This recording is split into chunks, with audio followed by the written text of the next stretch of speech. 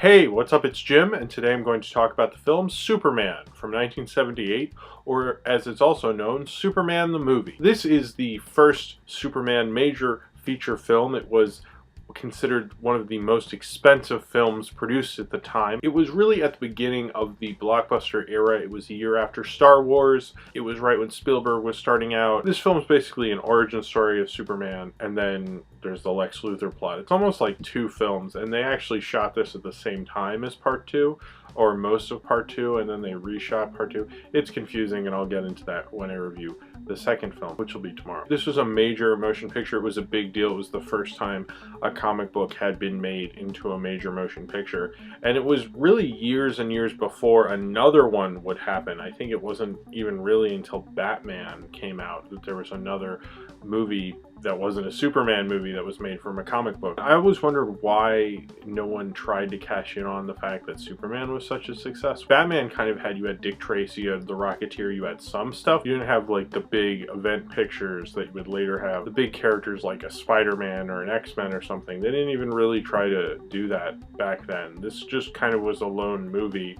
in its lone genre for a little bit. And although it didn't directly, I think, influence a wave of comic book films, it influenced the way you make origin stories, because I feel like every origin story after this film, you can kind of tell, like the Spider-Man movie and any film really that's about an origin story is kind of based on this idea where you have half a film is really about the origin and the other half is about this villain. You know, once this guy gets their powers, then let's move on to the villain. Or Iron Man even, you know. This was influential just because it was very much first and was starting a genre that years later would become this big powerhouse genre going through every summer. This was actually released in December around Christmas time. It was not released in the summer. It was planned on it, but they had so many problems in production, and this film had such a long production process. I think because no one knew how to get all this stuff done, and superheroes have so much varied special effects. That's why it took so long to get a lot of them to the big screen, because people were like, well, how do we exactly do this? Like, he has to fly and it has to look convincing, it can't look too hokey, and we have to get the right actor. I personally don't look at this film almost as what we'd look at a superhero movie now, because now studios and Marvel and DC are looking at characters they can make into movies. This was Hollywood, which Hollywood has always done. If a book's a big deal, they're going to make a movie about it. If a news story is a big deal, they'll make a movie about it. And Superman, everyone knew who Superman was then. Everyone knows who Superman is now. If you ask anybody who is a comic book character, they're going to mention Superman. He's very recognizable. So, of course, they wanted to make a movie about him. It seemed kind of out of ordinary, and I think in the 70s filmmaking, this was really the end of having these young Hollywood filmmakers from film school like Coppola and Scorsese make their own kind of movies and have this different young Hollywood that had been influenced by the European directors of the 60s. The 70s were just an amazing time. The thing about the Superman film is, much like the original Star Wars film, it's so different from what was going on with the rest of the 70s. You had downer endings and adult movies and, you know, Midnight Cowboy, and, you know, that's kind of a 70s movie. I mean, even though that was a 69, that was kind of a 70s film. They still had big 70s movies that, you know, everybody went to see and such, but the idea of this kind of a film, this is kind of more like an old studio production, which is kind of cool because there really aren't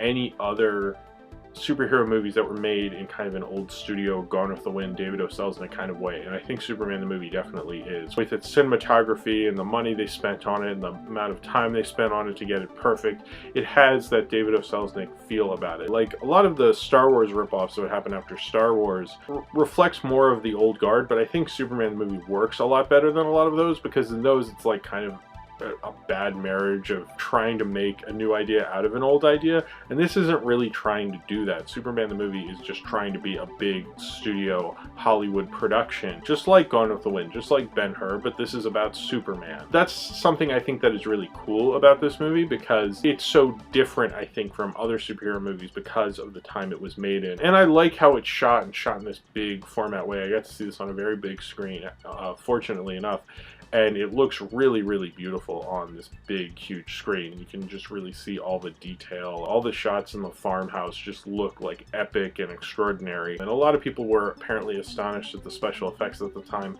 I don't think they age that well, and it feels almost like something from the 30s or the 40s, the way it's written. Like Margot Kidder's Lois Lane, it feels like she doesn't know what feminism is. She's Lois Lane from the 30s, but she's just in the 70s. It doesn't really feel like a 70s film. It doesn't really reflect the time it exists in. It looks like the time it exists in, but it feels more like the 50s or something. They didn't really update the characters.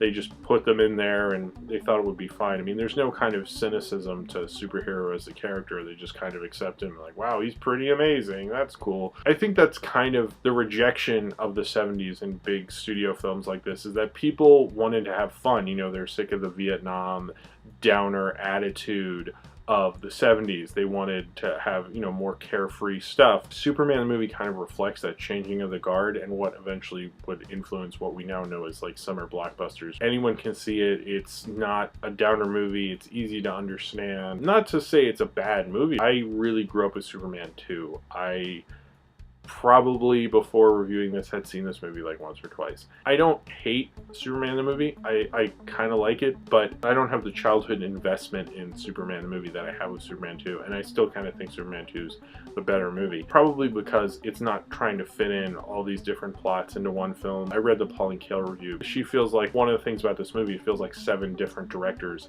shot this instead of 1 different director, which I kind of agree with. It does feel like a lot of different movies placed into one movie. That's kind of one of the problems with it, is it's not kind of a cohesive plot, really. You know, when you look at how people did the origin stories after this, they kind of combine the villain has more to do with it. There's more of a through line throughout it, and this can't really pull off what later 2008's Iron Man would. It structured it correctly and kind of got away with a lot more, and I think this movie, the script isn't really its strong suit. Richard Donner, who was the television director before, and he had directed The Omen, he really wasn't a big name director.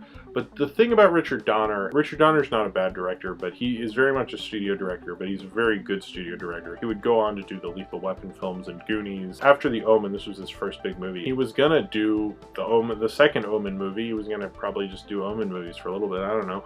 And he got a lot of money to do Superman, and he did it. He's an interesting director because I don't think he had the ego that his contemporaries had at the time to really like make like a Richard Donner movie. He doesn't have the style of a Lucas or a Spielberg or a Cimino or, you know, whoever else was going on at the time. Doesn't have kind of the director's auteur eye of the rest of them.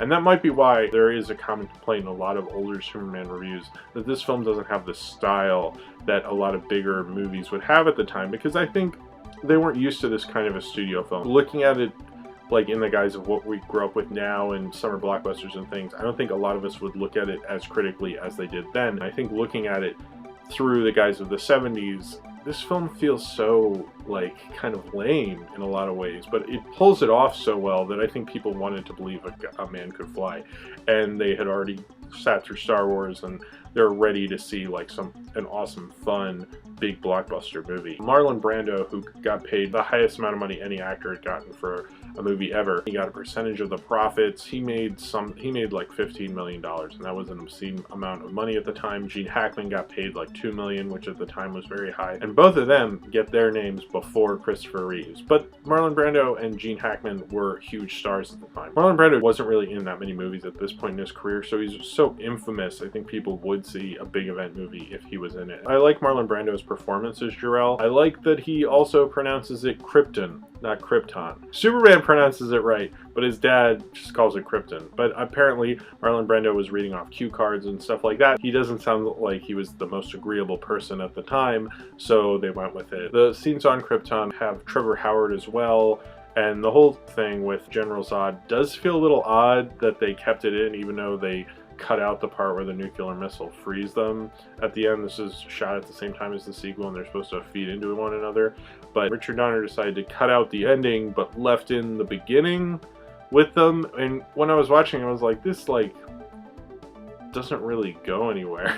You know, it's like okay, you set up a sequel, but why did you cut out the part where they break out of the thing, but leave the part in where they sentenced to the trial thing? Wouldn't that have made more sense in 2? Gene Hackman I've always liked his Lex Luthor. Him and Ned Beatty work so well together, and I really like Ned Beatty. I think he's one of my favorite actors. And they really do play it up. They're kind of playing into the buffoonery, both of them. But it seems like Ned Beatty and Gene Hackman are having a lot of fun doing this. Christopher Reeves as Superman, it's his iconic role. He's great as Superman. And I have a hard time thinking of anyone else as Superman. I think most people do as well, because Christopher Reeves just embodied the role excellently, and he's really the guy who stole the show. You know, even people who don't like this movie, from the reviews I read, everyone likes Christopher Reeves and said he's the reason to see the movie. His Clark Kent is a little over the top, but he's so perfect as Superman. Margot Kidder's Lois Lane, she's just kind of a damsel in distress mostly, and I wish she is more than that, kind of, but she isn't really. There's a few scenes in this that are a little wonky and a little bloated, like that scene where she's giving a monologue poem thing while her and Superman are flying. I was like, God, give me a fucking break. Couldn't we just cut that out? I mean, couldn't I just watch them fly? I would have been fine with that. It is a weird film to think of in the guise of the 70s, just because it's not really,